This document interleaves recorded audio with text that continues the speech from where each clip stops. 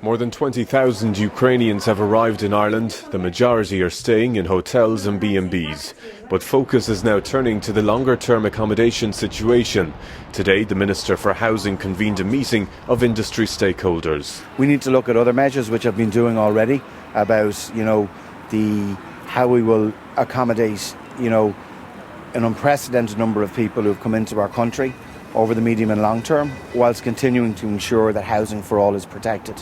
In his letter inviting property and construction experts to the meeting, Darragh O'Brien said that he wants a menu of options to help deal with the situation. The Minister has launched a call for buildings and is asking the sector for assistance in identifying empty buildings, both public and private. His department also wants to find inactive planning permissions and potential sites for development. In the letter, the sector is also asked to prioritise labour and resources. If there's a big push on the government to do this and the departments are there to help and to lift the impediments that's there for stopping a lot of these buildings coming back into the housing stock, that is going to be fantastic for this. And in the short term, it'll be good for the refugees, yes, of course, but in the long term, it's going to be very good for these town centres, for rural Ireland and for people who are living in them.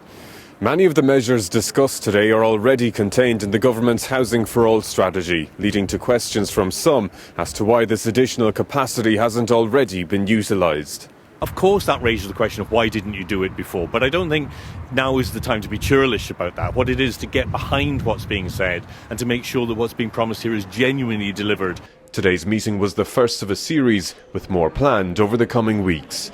Tommy Mescal, RT News, Leinster House.